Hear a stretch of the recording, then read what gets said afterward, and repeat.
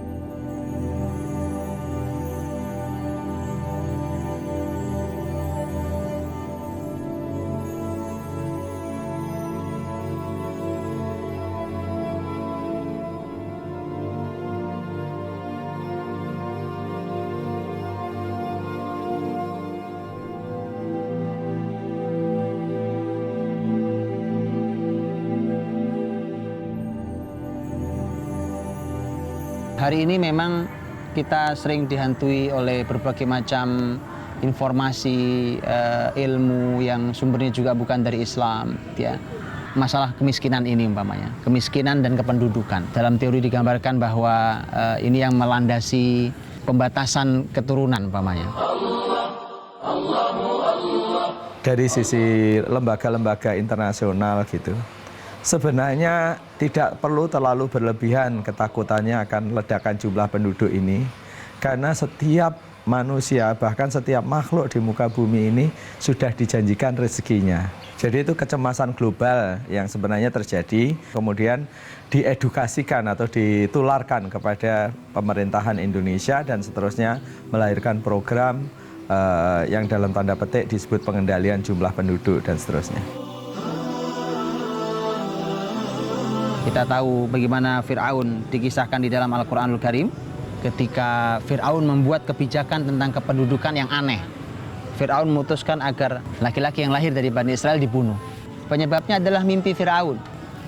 Dia bermimpi bahwa dalam mimpinya ada seorang anak laki-laki dari masyarakat Bani Israel yang akan meruntuhkan kekuasaannya. Bayangkan ini bahayanya seorang pemimpin yang dia adalah orang zalim, sehingga memutuskan sesuatu bahkan dengan pertimbangan yang sangat zalim, bahkan tidak ilmiah sama sekali.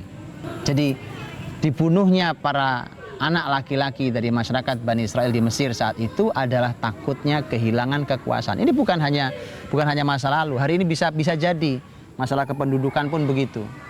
Ketika satu masyarakat gitu ya, itu sengaja dibunuh baik secara hakiki ataupun majazi agar mempertahankan kekuasaannya di sebuah wilayah.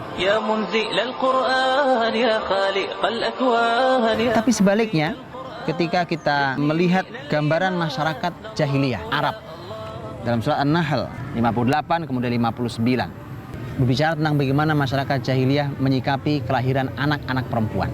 Mereka bangga kalau punya anak laki-laki, tapi sebaliknya mereka merasa itu aib kalau dia punya anak perempuan. Wa idza busyira ahaduhum bil untha, kalau mereka diberi kabar gembira bahwa anaknya yang lahir adalah perempuan, dhalla wajhuhu muswadda wa huwa kadhim. Wajah mereka tiba-tiba berubah jadi hitam karena sangat marah, sangat murka. Kenapa saya punya anak perempuan? Jadi Quran bahkan menggambarkan wajah yang menghitam. Jadi begitu marah sampai gambaran wajah begitu hitam karena marahnya. Kenapa? Karena punya anak perempuan.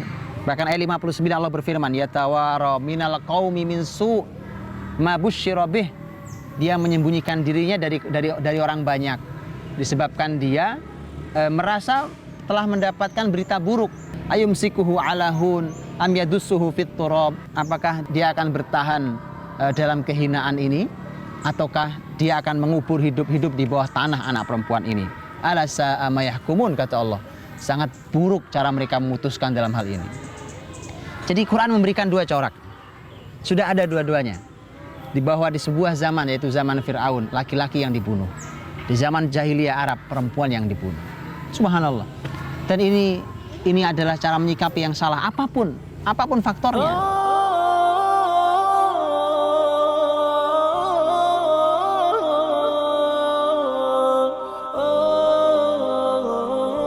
Kalau terkait dengan kependudukan ini yang sangat penting disadari adalah dalam Islam, dalam Al-Quran, kita sangat dilarang untuk membunuh anak-anak karena takut tidak bisa memberi makan gitu ya. Mari kita buka dua surat yang oleh Allah Subhanahu wa Ta'ala ini disampaikan untuk kita semuanya, supaya kita tahu, kita belajar bahwa inilah yang akan banyak terjadi pada umat Muhammad sallallahu alaihi wasallam. Yang pertama surat Al-An'am ayat 151. Allah Subhanahu wa Ta'ala berfirman, "Qul ta'alau atlu ma harrama rabbukum alaikum." Muhammad katakan, mari ke sini aku bacakan apa yang diharamkan Tuhan kalian pada kalian. Alla tusyriku bihi syai'a, jangan berbuat kemusyrikan sedikit pun. Wabil walidaini ihsana, berbuat baik pada kedua orang tua. Wala taqtulu auladakum min imlaq, jangan kalian membunuh anak-anak kalian karena lapar. Ini ayat pertama, jangan kalian membunuh anak-anak kalian karena kalian kelaparan, karena kalian miskin kemudian kalian bunuh anak kalian. Ayat yang kedua adalah dalam surat Al-Isra ayat ke-31. Wala taqtulu auladakum khasyata imlaq, jangan kalian membunuh anak-anak kalian karena takut lapar, takut miskin. Jadi kalau yang pertama memang orang itu sudah miskin, itu dilarang untuk membunuh anaknya. Yang kedua adalah orang yang belum miskin tapi dia takut jatuh miskin, dan itu juga dilarang untuk membunuh anaknya. Kalau kita kembali pada dua ayat yang tadi, kalau yang di 151 dari surat Al-An'am tadi, maka apa yang Allah sampaikan, nahnu narzuqukum wa iyyahum, kamilah yang memberikan kepada kalian rizki, dan juga kami pula yang memberikan kepada mereka rizki. Mereka adalah anak-anak kalian. Artinya kalian Allah berikan rizki, anak-anak kalian juga Allah berikan rizki. Adapun yang surat Al-Isra ayat 31, Allah berfirman, nahnu narzuquhum wa iyyakum, kami yang memberikan rizki pada mereka dan pada kalian. Para ulama menganalisa begini, lihatlah cara Allah memberikan penekanan yang sangat menarik. Kalau yang pertama, karena betul sudah miskin, berarti masalahnya ada pada orang tua. Orang tuanya miskin, tapi tetap dilarang untuk dibunuh. Bagaimana cara menenangkannya? Allah menenangkan dengan mengatakan, kami memberikan rezeki pada kalian, juga kepada mereka, pada anak-anak kalian. Tetapi di ayat yang kedua, baru takut miskin, khasyata imlaq, takut miskin. Allah makanya kemudian karena takut miskin, masalahnya bukan di orang tua miskin. Orang tuanya belum miskin, tapi hanya takut kalau datang anak dia jatuh miskin. Maka dari itu kemudian ayat mengatakan kami yang memberikan rezeki pada mereka dulu yang Allah hadirkan. Jadi gak usah takut, kalau sekarang kalian masih kaya, sekarang kemudian yang kalian takutkan adalah kalau punya anak kalian jatuh miskin. Maka Allah berikan jaminan, kami yang memberikan rezeki pada mereka.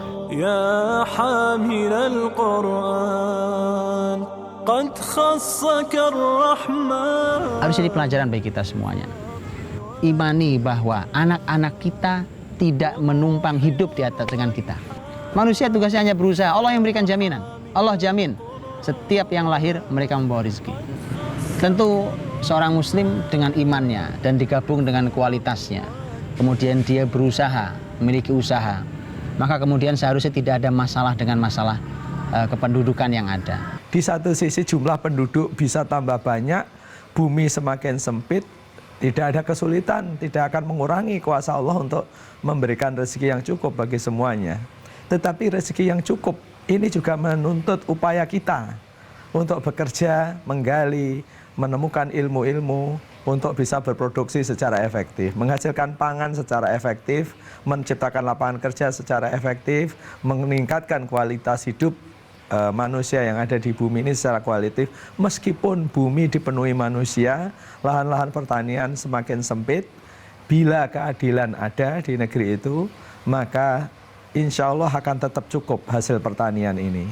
Mari kita gali bagaimana Al-Quranul Karim menyampaikan kepada kita bagaimana kita dipersilahkan untuk mencari rezeki seluas-luasnya di muka bumi ini.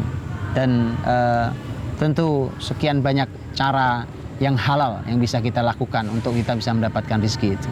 Ya hamilal Qur'an, ya hamilal Qur'an.